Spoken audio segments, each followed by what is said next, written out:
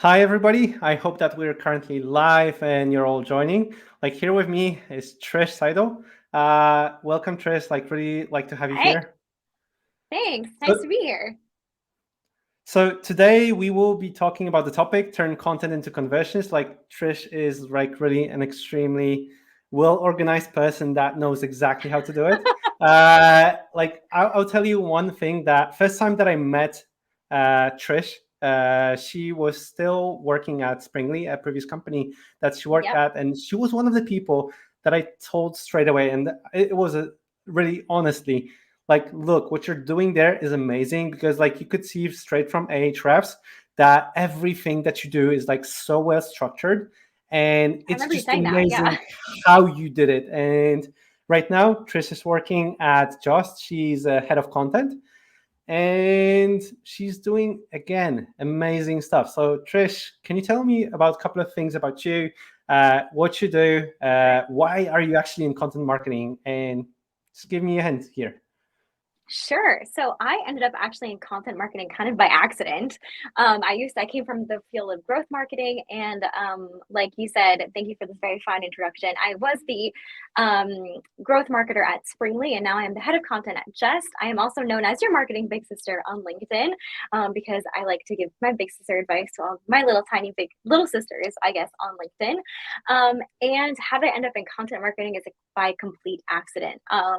I I come from a humanitarian background originally. So I worked in nonprofits and foundations in corporate CSR consulting at one point. And then I got hired at Springly to be their growth marketer. And Springly is and was an ERP for nonprofit organizations. And so kind of married my two loves of marketing and, helping the world be a better place. I stayed there for 4 years, and we were able to grow the company through SEO by almost 2,000% in 18 months, which was amazing. And now here I am at Just. I've been here since August, and as the head of content, my responsibility is to, again, grow the company through content creation, but most notably through building a very effective inbound funnel. So all those fun things.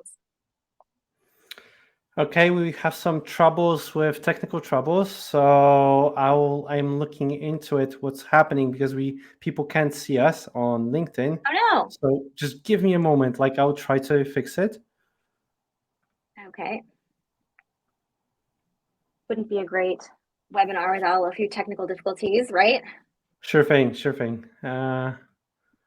Let me just try. Okay, I think we're live at the moment. So let's restart because I think people didn't see us. Unfortunately, I'm really, really sorry. We had some technical difficulties in the beginning. Okay. People So can see us now. That's good. I think they can. So basically, welcome to everybody. We're having a webinar today on turn content into conversions. Like here with me is Trish Seidel. Like she works at Just, like she's the head of content marketing there. And I will just repeat what I said just a minute ago. Like, sorry, but you couldn't see it. Uh, I've met Trish when she worked at Springly.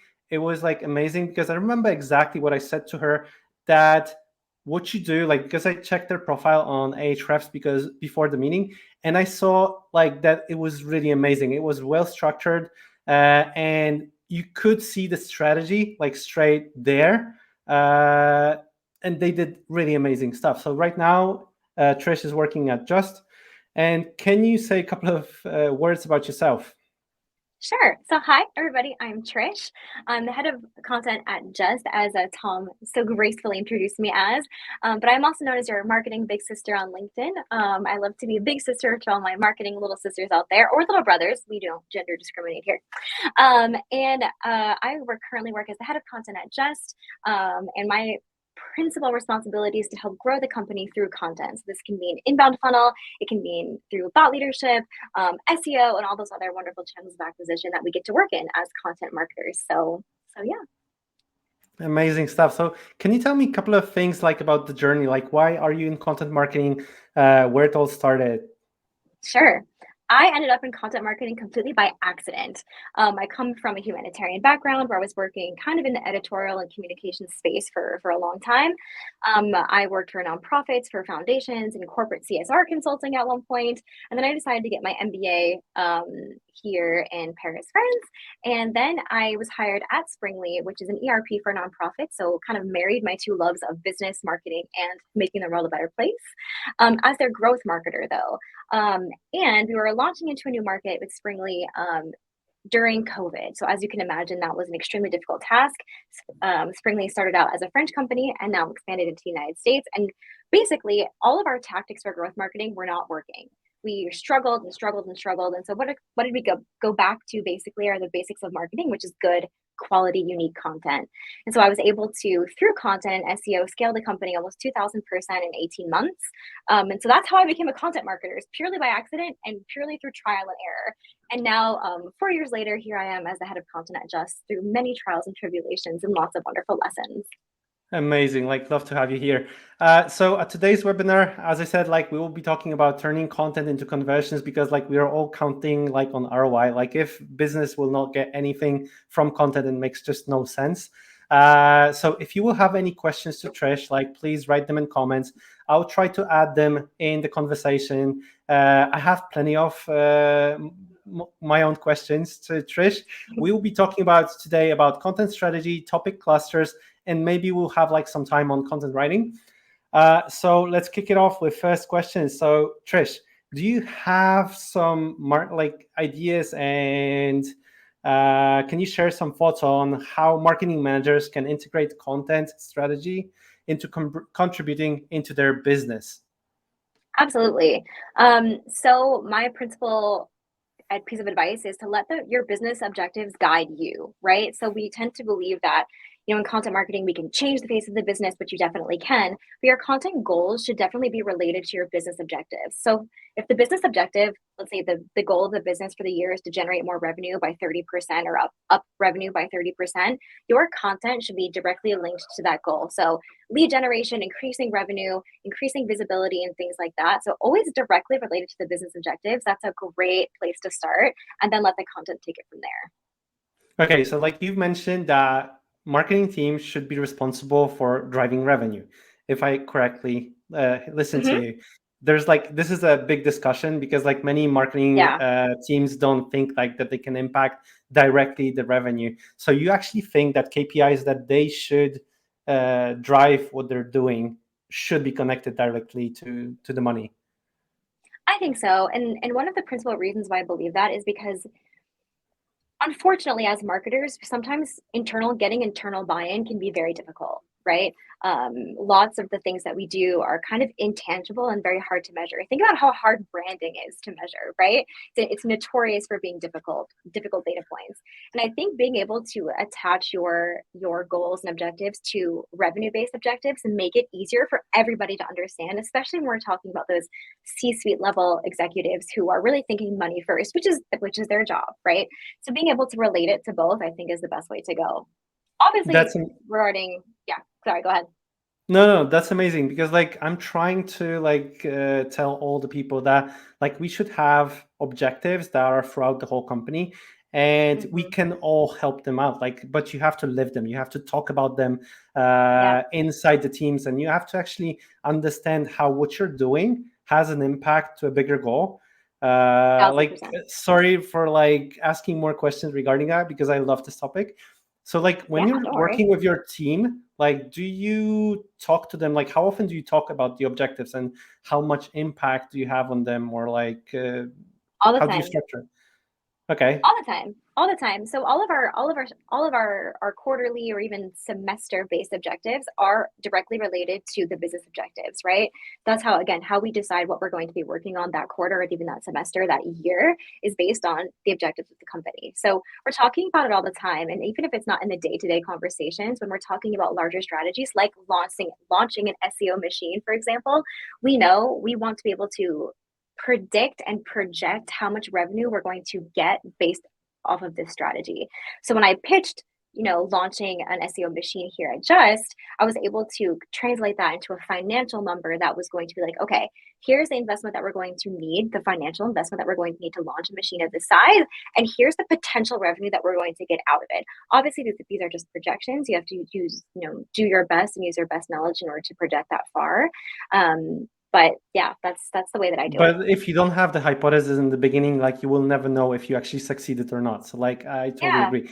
Okay, I'll move away from this topic because I can spend an hour on that. Like I For our love next what you're saying. webinar. Our next webinar. Exactly. So can you give me an example of a successful content strategy that you implemented in an organization that actually led to a lot of growth? Yeah, I mean, I think Springly is the best example. And if any of our Springly peeps are on the webinar with us, please say hello. So I think Springly is the best example from something that I've personally worked on.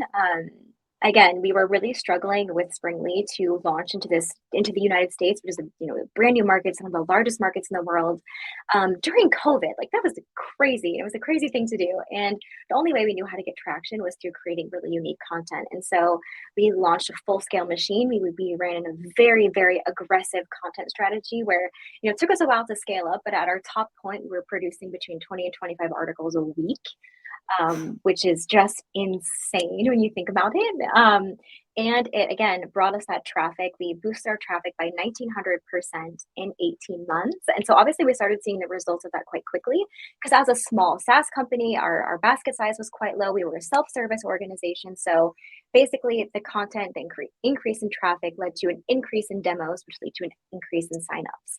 So easily converting, high quality content. It was magic at that point. Okay, so like I'll repeat what Trish said. Like she was creating 25 pieces of content per week, which is like about like 100 per month.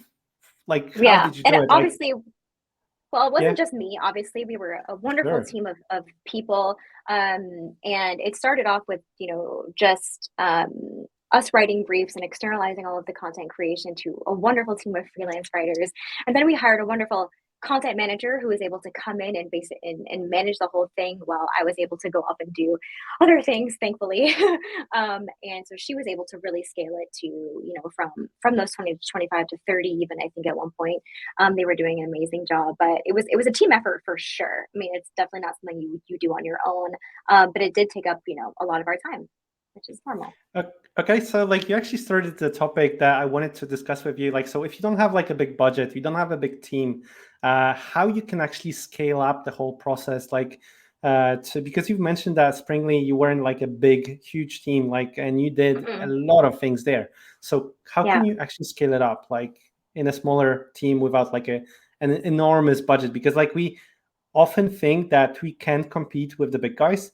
And Yeah. I don't agree. And I think you also don't agree with that. I definitely disagree with that as well. If you are a small team, and this is something I would have done differently at Springly, is that we were really hyper focused on blog content, blog and SEO content.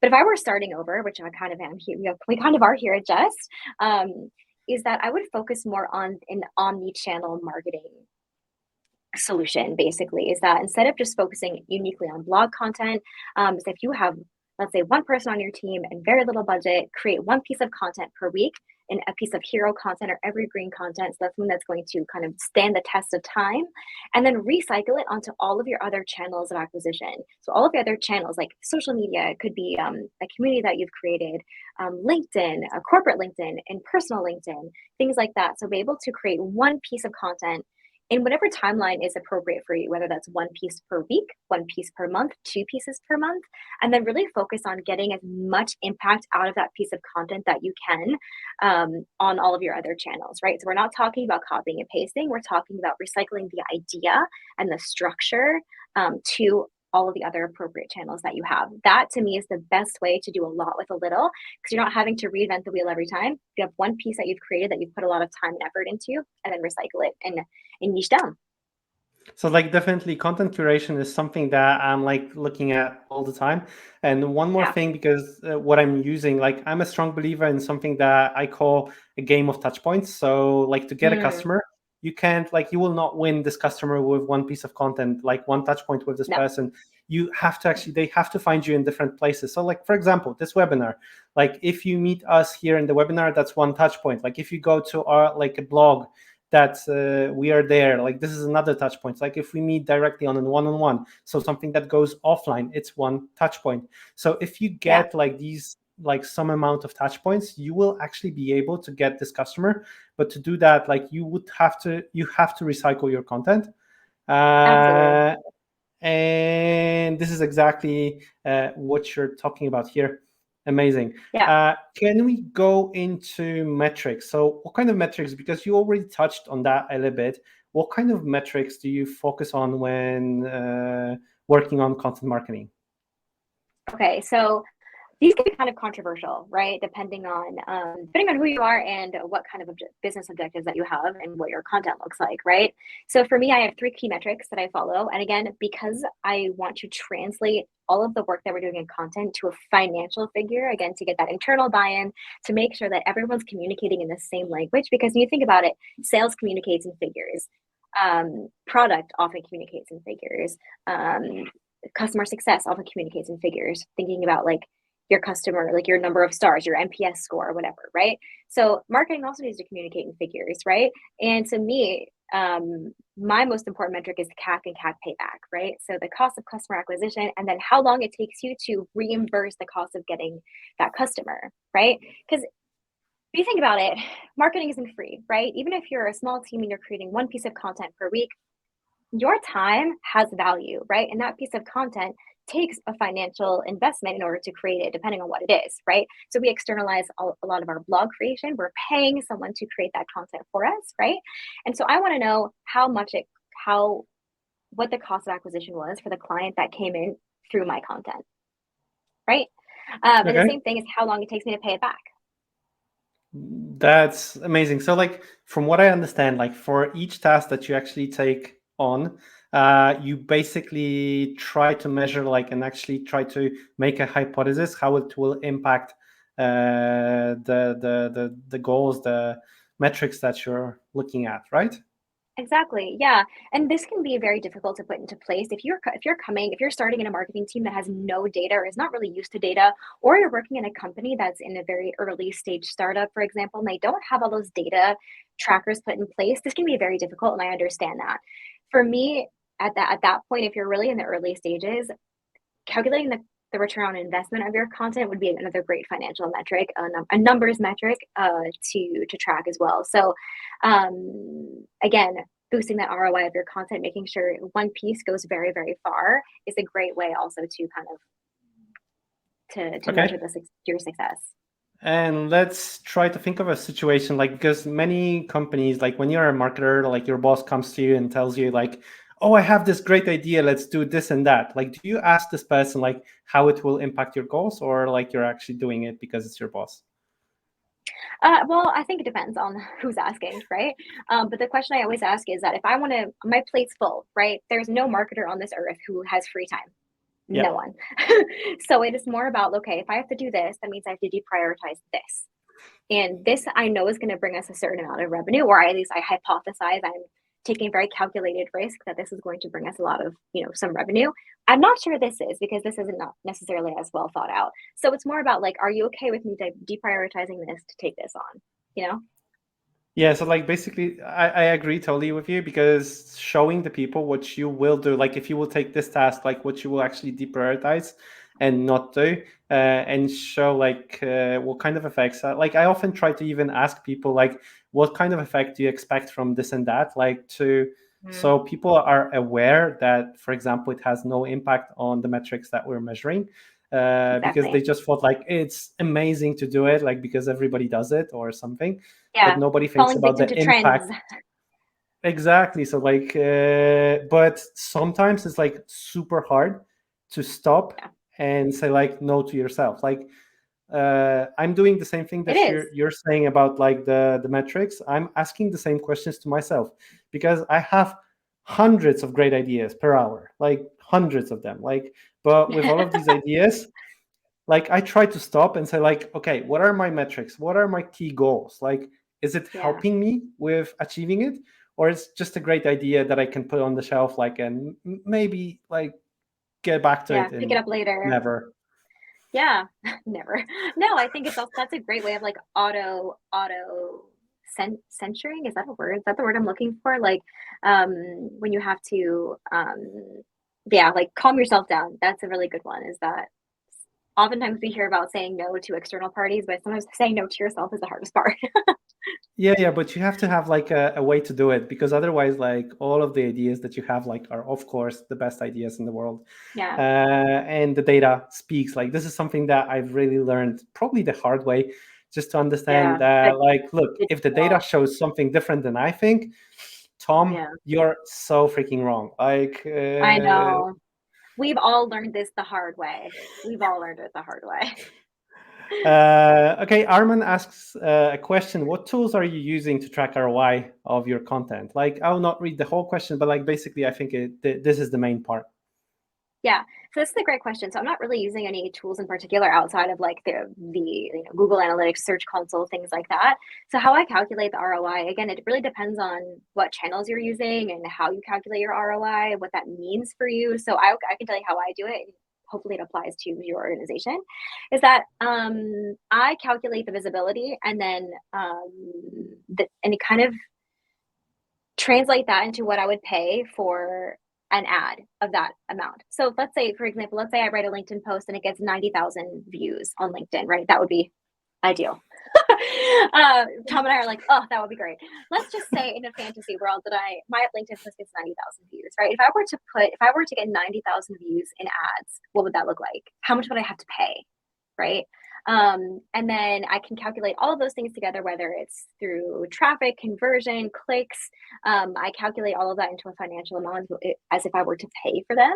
And then that's kind of how that is like a general way of how I calculate the return on investment. It's not Amazing. perfect, but it's a good, it gives a good idea of a metric.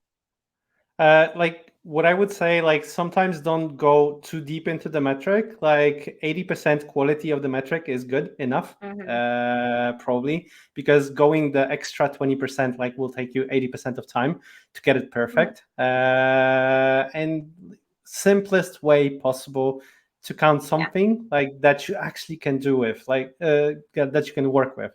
Yeah. Okay, so let's move into clusters, because like Trish is amazing with content clustering.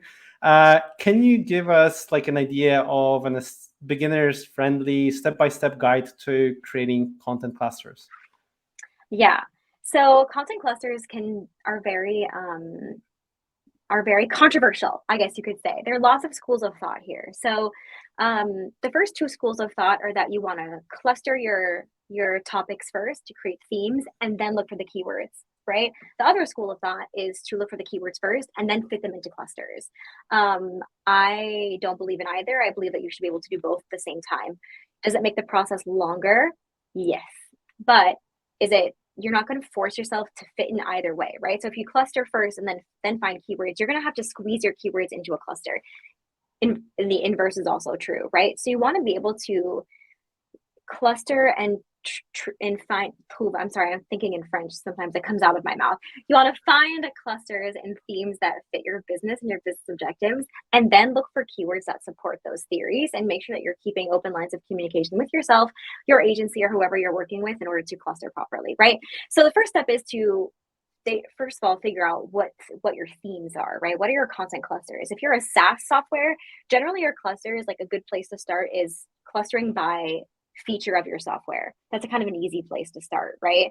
The second thing I would do is look at your competitors, right? You don't want to reinvent the wheel if the wheels are reinvented for you, right? Obviously, you don't want to copy and paste. You want to be able to analyze what they do, how they organize their content into certain themes. A good way to do this is by looking at the tags on their blog, right? So normally the tags on their blog are what their content clusters are. People do it lots of content marketers think the same. And so looking at their tags, following their links, unfortunately, this can be a little bit manual in order to do it really, really well. And then kind of see where the holes are and build from there. That would be like the first major step. Yeah. Go on, go on. Okay, so the first major step would then, that would be again to build a first draft of your clusters and then look for the keywords. Inversely, same thing is also true. So making sure that you're kind of, while you're discovering the themes, looking for keywords at the same time. You may find that when you're doing your keyword research or externalizing your keyword research, that your themes have no keyword equivalents, meaning that like you can't build a cluster with 3 keywords, right? So you may have to reorganize yourself and vice versa. So it's kind of a puzzle. So be very patient with yourself. You will find a way to do it eventually. And it may end up being the fact that you have to organize things horizontally versus vertically, right? So we're talking about content verticals, we're talking about very linear themes, right? So a good example of this is like if you're a SaaS software is maybe like, I don't know, like e-commerce and marketplace and I don't know, or B2B and B2C. How about that, right? That's a simple one that everyone can relate to. But you may have to do things more horizontally versus instead of B2B and B2C, maybe you do like software and then you have B2B and B2B software in the same horizontal theme, right? So you're thinking horizontally versus vertically. And then the last thing that you should do is align with your business objectives, right? So again, we're coming back to this idea of business objectives and content marketing, but you want the very top of your cluster, the pillar page, the thing that you're directing all the traffic upwards to is aligned with your business objective. If your business objective is to generate leads, then that should lead to a landing page where people can book a demo, book a call, have a contact point, etc. Right? If your goal is to, oh, sorry, I might stop. You can stop me however, whenever you want. No, go. Like, if your goal is to improve visibility, then you should lead someone to a community build page, right? If you're building a community, have them sign up for your community, link to your socials, etc. If your goal is thought leadership, redirect to your founder's LinkedIn profile, for example, right? So, or a podcast or whatever, right? So you want to make sure that the very top of your cluster is the part where you're thinking about conversion. What is the goal you want, the ultimate goal you want your users to take, even if it's not right then and there, if it's in 6 months, what is the ultimate goal? And the very last thing that you want to do, I know this is a lot, you can do it, I promise. The last thing that you want to do is think about the logical pathways of clicks and how you organize your content the way your user sees it. Don't forget that as a content marketer, as a marketer, as the person building the content, you have much more industry knowledge than your user does probably. Otherwise, they would have no reason to come and read your content. So make sure that you're building your content cluster logically for your user, how they think about it, not how you think about it, because I promise you it's a little bit different. Okay, so I have a couple of questions here. First, like, do you believe in like matching clusters into bottom of the funnel, mid of the funnel, top of the funnel, and like creating clusters like that, or how do you think about it? I do, but I don't believe it's that simple. I think that's in the ideal world is that people go from top of funnel to middle of funnel to bottom of funnel. It's like a perfect world with unicorns and rainbows, but it's obviously not like that. I think there's a happy medium of organizing it that way. For you as a content marketer, making sure it's organized for you, making sure that you can organize yourself. Because if you have, let's say you have 4 or 5 clusters, organizing it in a logical order that you're going to be able to link properly, that you're organizing in themes and topics and subtopics, that's just going to be easier for you. Sometimes that's the best way to go. But I think that there are cross channels that can be explored. You can link clusters to other clusters. The idea is that you want your links to be logical and you want your content to promote other relevant, unique, and relatable content. Yeah, the problem is that like you never know where the customer is entering your page. Like, and you have to be aware that they entered like in one place that you thought like that they will already know this and that about your company. Unfortunately, this can be actually the first touch points that they had, like, and they didn't move from top to bottom, as you mentioned. So yeah, coming to one of the questions of Shivani, like I will rephrase it a little bit. First of all, like, how are you looking for keywords? And if you can tell, like, also like mention how many keywords are you looking for? Is it rather 10, 100, 1,000? Like, so in the beginning, like, so. Yeah, great question. So I'm a wimp and I externalize all my keyword research because I don't like to do it. I find that it's not my skill. And so I work with a lovely agency called Smart Keyword who does it for me. And we give them a very detailed brief. We talk about the clusters that I have in mind. And obviously we work very closely together and I build the clusters.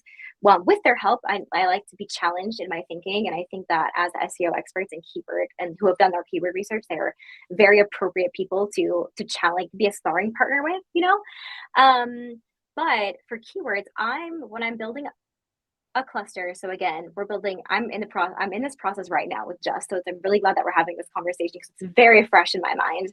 I'm looking for, let's say, 500 keywords total for, Okay. depending on, again, the number of clusters depends on the themes that have popped up. With Just, we're looking at four content clusters. With Springly, I think we had 6. And Springly, we ended up having about 750 keywords in all of the clusters, so total. And at Just, we're about 350 keywords for 4 clusters. So depending on what's out there, obviously you can't find more keywords if there aren't any. And you're tracking like you expect to track all the 500 keywords, like how you're doing with all of them, or you're just tracking like, Yes. let's say 200? Okay. No, all of them. So it makes a lot of sense. Like what I'm doing, I'm a little bit probably more technical. I love like working with data.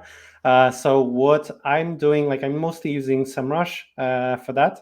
I'm Same. trying to do a big gap analysis on my side. So I'm Yeah. taking into account all my competition, Yeah. direct and not direct. Like so competition Yep. also that I'm competing with in SERP results.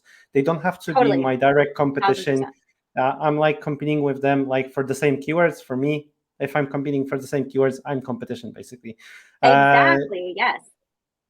so, and then I'm downloading these keywords. Sometimes I'm downloading about like 100,000, 150,000 keywords. And then the fun starts. Like, so you Yeah. actually have to find a way to cluster them out. I'm Your version of using fun is different than my version of fun. Probably, but I can spend a lot of hours like looking at keywords and finding correlations between them. So I'm trying to find the correlations using big gap analysis. Normally, I'm using Excel. My computer suffers because I'm asking it to do a lot of things with the keywords. Sometimes it gets stuck like for a couple of minutes, but then I like try to cluster them together. And Yeah. as Trish said, like choose the keywords. Unfortunately, I end up like with manually going through Yeah, groups same. at least, and then going through the keywords that I think, as a special matter expert in the field, that Yeah. makes sense. Like, of course, again, I can be wrong so many times. Like, I'm checking the results, end results, in SERP results because Totally. I've been so many times wrong, like about the search intent. I thought that something means totally different thing, Mm, and if I would write about it like in the way that I thought, I would never be in Google. So I'm checking totally. that out. But Yeah. I'm totally on your side. Like I'm going rather after hundreds, maybe even thousands of keywords, Yeah. uh, long, like long list of keywords to reduce the Yeah. risk of not ranking at all. Because if I focused on 10 keywords, like the chances of me getting like the fattest, biggest keywords like ranked in top 10 search results, the chances of that is like really low. So like reduce the risk, like So spread out low. the Yeah. risk and go with a lot of keywords. Like this is my strategy. Yeah. And one more thing, when you're thinking about like a one article, you're thinking about one keyword for an article or multiple keywords for one article or like Oh page my or gosh. whatever. I mean, I think there's one primary keyword, but there's a whole lot of secondary search terms that need to be included in there. Even tertiary search terms. I mean, there's very much debate on like one article, one keyword, things like that, because we're always ranking for so many more um, keywords on an article than our primary keyword, right? But for me, it's more about like when I'm talking about content clusters, I think just organizationally, it would be so complex to think about like the primary and secondary keyword in when I'm looking at my content cluster. So that I put that all that information in the brief and in the creation process. So in the content cluster, I have the primary keyword that we're targeting. And then when I go and actually create the piece of content, then I'm using brief. Hey, shout out to SEO Wind, Tom. Um, to look at those secondary search terms, the tertiary search terms, and making sure that all of those are included. That's that we're touching on all of the right topics, right? But then not in the actual content cluster, I find it to be too disorganized. Okay, a question from Danny. Danny asked, do you expect your pillar page to rank if it's a product page? Or Mm. you just want people to reach the cluster page and make it easy for them to find the money page? That's a great question. So at the top of at Just and at Springly, the top of our clusters were product pages. So they were pages that were about the features of our software, right?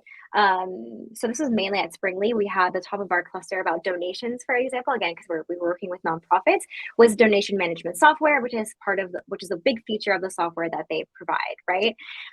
Did we rank on that? I think we were end up after 18 months or so. I'm trying to remember, but I think we were in the top 10 at that point. Was it ranking number one? No, so I honestly, I don't know. I don't know. In theory, that's how it should work. But have I gotten to the point where I can say with 100% certainty that like your product page is going to rank at the end of the cluster?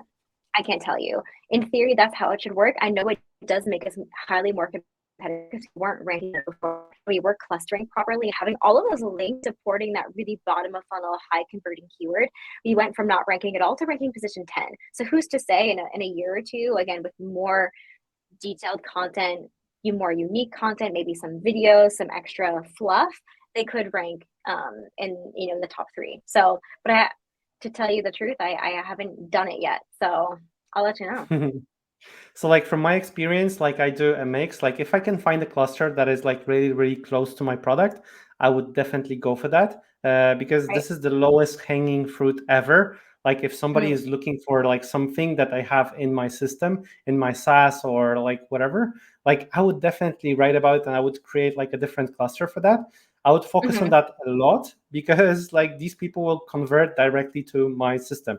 And Totally. my trick, for example, is to create, for example, a marketplace that I take something out from the system and create a marketplace outside for people who are looking for something. So for me, such Yeah. a cluster, because SEO Wind is a tool for AA writing, like I have like a cluster connected to AA writing. So when people get to that, that's Mm-hmm. directly connected to the system. Or we're doing clustering keywords. So for me, like the whole cluster of clustering keywords is something directly connected to the system. Like this is the lowest Totally. hanging fruit. Like always start, like at least my opinion, always start with something that can convert in the easiest way into the system. Absolutely. Uh, because if you will like go away from your system, like that will be top of the funnel or like Totally. top of the funnel. And it's really hard for people to convert into like customers. So I'm like Yeah. starting with clusters like that are closest to the product and then going Yeah. away from them. I will say to Danny is that the trend that I did notice is that when people got to that page, whether it was when it wasn't like a SERP result, that people were funneling up through that page through the content, we converted very well, right? Because they had all the information. And so it was a very high converting page and people landed on it. But the ranking in the search results was still sitting at 10, which is basically kind of invisible. You know what I mean? So I guess there's two ways to look at it is that like when people land on it, are they converting? Or is it appearing high in the search results? So I guess two schools of thought there as well. Okay. I will go with a couple of more questions from people. Can you please give us an example of brief template? Like, what do Oh my you put gosh. into a brief template? Oh, I think I'm going to toot my own horn and say that I think I have the best brief template out there. So wow. My brief template. Oh my gosh. Okay, so man, how much time do we have? But let me list the things that I think you need in your brief template, right? So I think you definitely need to have the word count, the objective of the content, right? So what is the one message that has to be said, right? It doesn't it doesn't necessarily have to be copy and pasted directly into the article or to the landing page or whatever, but you want to indicate to your freelancer or to the person writing the content or even to yourself thinking about it, when you're writing your own brief, is to think about what is the one message that I need to get across, right? What do I want this reader to leave thinking, feeling, doing? right? And of course, then you have all of the different things like if you really want to go into the details of the article, breaking it down, you also want to list how your content is going to be recycled, because then again, you want to make sure that it is recyclable. So the content is written in a way that it can be like, picked apart and recycled onto other platforms. And then of course you have all of your SEO information. So you need to have all of your internal links and the anchors for your internal links in your brief, because it will save you so much time later. So your copywriters can include the anchors into the text seamlessly, as is their job, as they are the best at. And then you can go back in and do the internal linking later if your articles aren't already published, right? So again, when you're talking about content clusters, you're talking about organizing your internal links. This is the best way to do it. If you have content clusters, you pull it into the brief, and then the copywriters fit in the anchor links. Then you go back in, and all you have to do is like Control F, search for the anchor text, add the link, and you're done. I swear to God, it is the best way to do internal linking. So that's the best part of my brief. And there's 1,000 other things, but those are the most important ones. Yeah, like internal linking is like really extremely hard. Like this is one of the biggest problems that I think marketers have. Okay, I'll go with the next question from Jacob. How do you all determine how many articles should be in each cluster? And if you can, like from me, like if I can add something to this question, can you touch on cannibalization here? Yeah. So how many articles are in each cluster depends on how many keywords you find for each cluster, right? So there are some that are going to be naturally smaller than the other.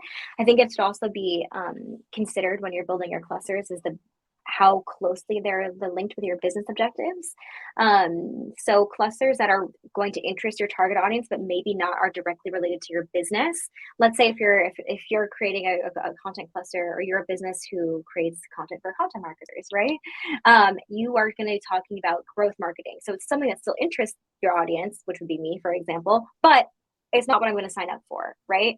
So again, less articles in the clusters that are farthest away from your target audience and from your goals, your business objectives. But it really depends on how many keywords you find. That's what I would do. That's what I've done in the past. Hopefully the proof is in the pudding. And what do you think about cannibalization, like in these clusters? Like, how do you approach it? So I'm in the school, Tom, I know you disagree. I am in the school that we should try to take a more conservative approach. Is that if you think you're going to cannibalize with 2 different search terms, pick the one that, again, you think you're going to convert on the highest, and then and see what happens in a few months. If you're still not ranking, if you still see that there's a need for this other topic, go for it, right? And how you can determine if you're going to cannibalize or not is I look at the SERP results, right? Again, Tom, I can feel you cringing from the other side of the screen. But if you're at 2 similar search terms, I open the SERP results for either one, right? Using SEMrush or whatever, even Google if you don't have SEMrush, or Ahrefs, whatever. And if they're 50% different, meaning that like 50% of their SERP results are shared, I consider that a low enough risk where I can create another piece of unique content. And I know that as the person writing, I can create a piece of unique content that's different from the other one, right? So again, something that we know is going to interest our target audience.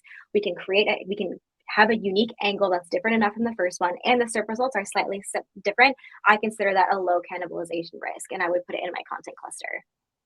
So like to sum up like what Trish said, like Trish like is focused on the search intent, and she trusts, like from what I understand, she trusts Google to give you the search intent. If like there is a mix of SERP results, like there are 2 different SERP results, that means like these topics are separated from each other. So like I also like to look at the data, because what I think doesn't matter. If Google thinks differently, unfortunately Google is right, and I have to swallow my pride.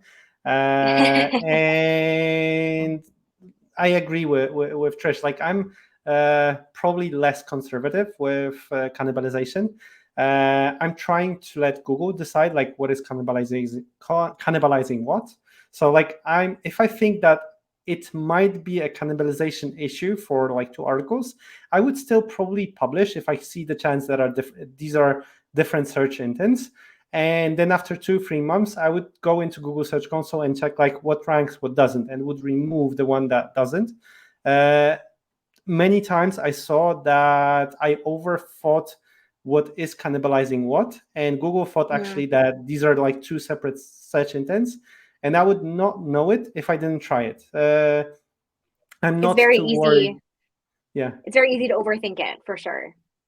So this is my approach, but like there's so many approaches and all of them are good. The most important part is actually do it. Don't think too much, like start doing it. Push out the content. If you think about the content for too long, like it will not change anything.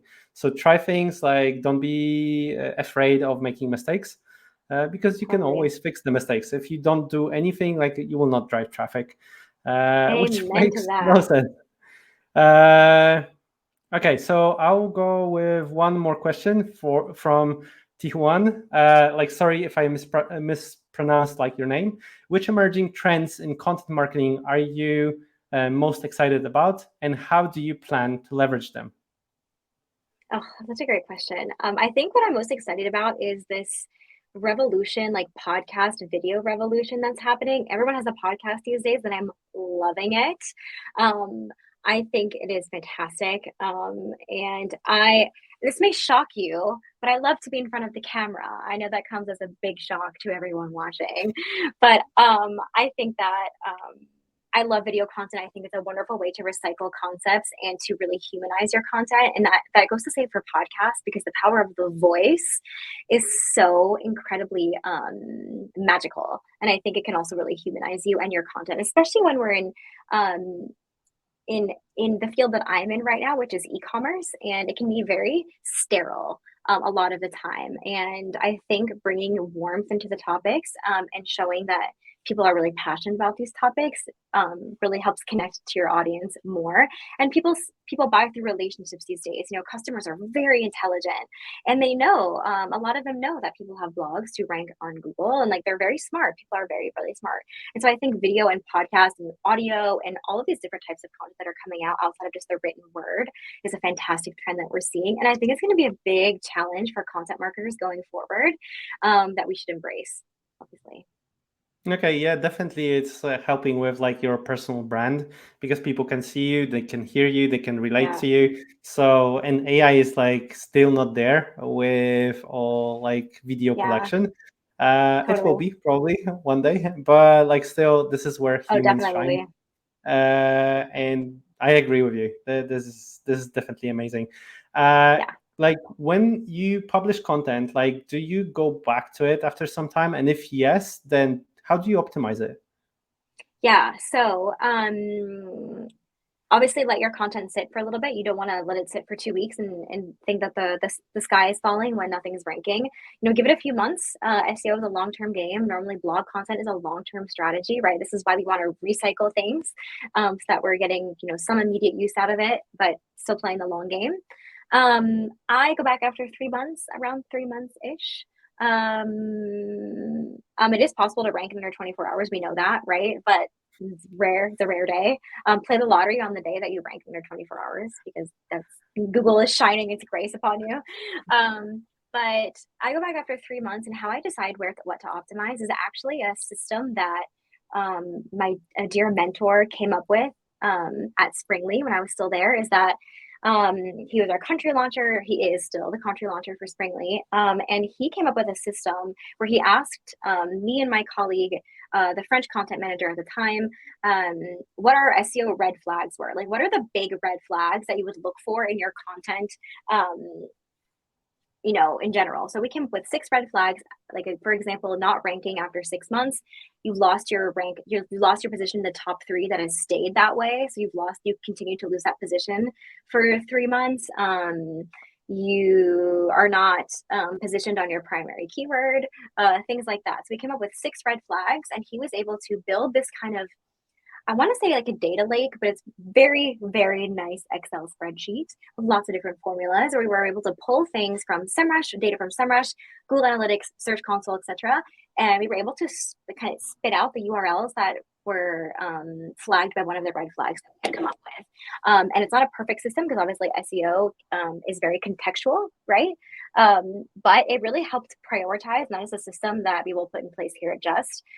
It kind of helps automate it in a weird way, because I don't think there's a great way to automate content optimization these days, especially when you're looking at like 500 to 600 keywords, and we work in 2 different languages. So imagine 500 keywords in English, 500 keywords in French, like it would just be impossible to keep up, right? And so doing it this way has a kind of automated it in a nice way. And we've had to make some tweaks here and there, but our brilliant country launcher at Springly came up with the system, and I think it's brilliant, and I am happy to use it here at Just. So you're still using the good old spreadsheet for that. Yeah, sure am. If anyone has a better way to do it, please let me know. I've tried everything. There's just not one thing that can like really centralize all of that data and help me prioritize in terms of like what is a big deal and what can wait until 2 weeks from now. You know what I mean? Yeah, I'm always saying like the best idea for a startup, if you don't have one, like go to any company and check out what they're doing in spreadsheets.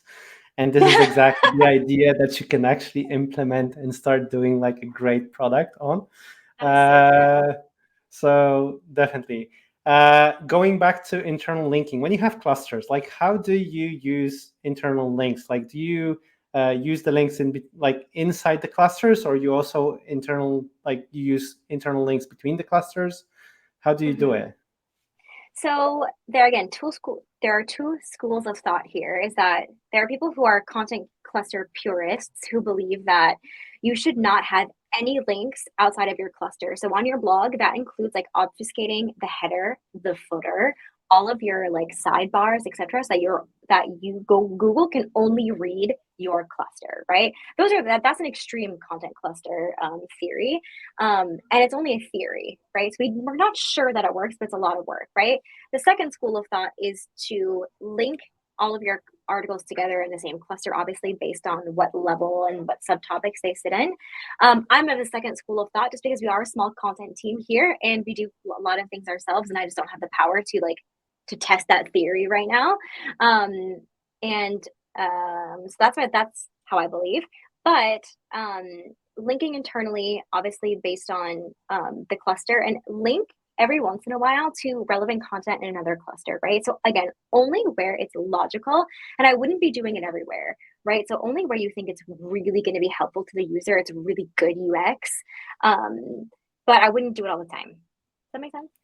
Yeah, that makes sense. Like, but when you publish an article, like somewhere, do you only add internal links from this article to articles that you have, or you also revisit like the old content to link back to this like new content Oh, that you just created? revisiting all the time, revisiting all the time. So this is why my suggestion is always to work one cluster at a time, right? So work and finish an entire cluster at once. So then you can kind of constantly be linking and updating, right? And then move on to your second priority cluster so that you're not always having to fidget and fudge with links, right? And this is why making your clusters scalable and flexible is really important as well, because it is very likely that when you create your content clusters that things are going to change in the next year or two. You may have a new part of your business that's opening. You guys may restructure. You may close down a part of the business, or you may realize that your content clusters aren't really working the way that you thought they were. So you need to be able to have them be generalized enough where you can scale back or scale up in them without having to redo 500 links. You know what I mean? So keeping some flexibility in your clusters as well, because I've been there, I've hurt myself, I've spent hours relinking, and it is painful and horrible. So give yourself some flexibility in it. And yeah, to answer your question, I feel like I went off on a tangent. Yeah, it does. It does. Like for sure, like Good. internal linking is the one of the toughest tasks like that we did in like Yeah. companies. Yeah, it's Like we hard. actually, our idea is to like apart from the strategy, like how to do it is to create hackathons, internal linking hackathons, like where we Yeah. all like we were in one room basically. We closed the doors, like we ordered pizza, like and for eight Nice. hours, like the whole team, like it doesn't matter who, like we were all doing the internal linking, removing the things, like so everybody saw that we were all in that. Like like nobody likes internal linking. Let's be honest. Like No. it's No, a it's really tough job. horrible. So like what we did, we Yeah. shared the responsibility like throughout the whole team. So everybody felt the pain, but we could do it within a day. to Misery do loves the company. yeah, unfortunately, but like this was the only way that it worked for us to actually achieve like our goal with internal linking. Yeah, yeah, Okay, next for question that I sure. have like is, do you see any correlation between content clustering and sales funnel or the customer journey? Absolutely. Yes. Totally. So, content clustering in theory is kind of an SEO powerhouse, right? So again, there's this theory about content clusters, how they work with SEO. And Tom, you are like the resident SEO expert here. So you can tell me if you disagree. But in theory, how clusters work is that they help push all of that good SEO juice upwards into your most competitive and difficult keywords, which are the top of your content clusters, the pillar pages, or the mom and dad pages, or your hero pages, whatever you want to call them. And so that's kind of in theory how it works. So the customer journey, even though it's not as straight down the funnel, up the funnel, I guess it depends on how you visualize it, right? Depends on, it's much messier than that in theory, but the SEO juice is pumping itself upwards. And so you are being more competitive on those keywords, which means you do have a possibility to rank. And the idea is that, again, when you cluster your content, is that people are following a logical series of clicks, right? So they're clicking, and again, in theory, from your top of funnel content down to the middle of funnel content, up to that really to the bottom of funnel content, where they're then in theory going to convert, right? So when they land on that really high converting page, they're educated, they know what's happening, they know who you are, they have developed a somewhat small inkling of trust in you, and they've gone to check you out on your socials and on Google reviews and on Capterra and on G2 and whatever, right? So they've done their homework as well. So they're educated, and that they convert in a much easier way. You're basically making the sales job easier, right? It's like going on a good first date, right? Yeah, You have yeah, good like vibes for the first date. It's easier to lock it in. yeah, exactly. So like these are the touch points that you've mentioned, and like looking at the analogy of the first date, you will not ask like a person to get married on the first date. This is not how it works. So you have to Nope. get these touch points and you have to move them up the funnel to make it happen. We're almost out of time. Like, but Danny has one more question about like how successful were the hackathons? Do you see speedy results? So I will answer that because this is what we do. They're extremely successful because like it's actually events that like you build a relationship with your own team, but be aware, like don't do hackathons every other day because everybody will kill you. It's something that you can do, let's say like once per month, or rather once per 2 months, like that everybody does something like throughout the whole day. Yeah, Remember to stop all other activities, so nobody can jump with any other ideas like outside of the team. This is like the thing that you do in a specific team. We also did hackathons for the whole company. We just left a couple of people for customer success or support that were doing things. And we were, for example, thinking like, how can we improve customer success? This was the topic of the hackathon. And then we did like a teams that had developers inside, marketers. Everybody actually could have ideas like how they want to improve a specific metric, and then gather like different types of teams that they normally didn't work in such teams on daily basis, which was a lot of right. fun in building relationship inside the team. But like Yeah. don't do it too often because it's so freaking exhausting for everybody. Yeah. We did the same thing. We called them power hours, but hackathon power hours, same thing. And we saw the results, but like the actual like SEO results overnight. So like we would spend, I think the last time we did it at Springly was, I guess, in the spring of last year, right before I left. And we spent a whole day internal linking, updating, optimizing things, optimizing title tag, meta descriptions, things like that. We had a list of things that we wanted to tackle in each article, and we saw results almost overnight. Like the rankings went up. It was amazing. So another idea, like how to find the list of tasks to do, like we went to SEMrush or Ahrefs, like we did an audit over the page, and we just marked the things that we want to correct, like so normal things, alt tags. Who loves to add Yeah. alt tags? And correct all the mistakes. And we were just taking like the tasks from the audit, like either SEMrush or Ahrefs, and the whole team was like resolving like the problems and increasing the result, and seeing the number when the next audit went through, like the number that it went up, like was actually boosting the morale inside the team. And we also saw like results overnight. Okay, like I'll finish up here. Like, thanks a lot, Trish. Please tell people like how they can find you. You can connect with me on LinkedIn. So my name is Trish Seidel, also known as your marketing big sister on LinkedIn. Please follow me there. Book a big sister chat. I offer a 30-minute big sister chat for free, which is basically 30 minutes to just chat, to talk about any other problems you may be having in the marketing world, or just get to know each other, have a coffee or a glass of wine, depending on the hour and where you are. I'd love to get to know you, so please book a chat. That's amazing. Like, thank you, Trish. And thank you all. Like, let's see you on the next webinar. So cheers. Have a great day. Bye.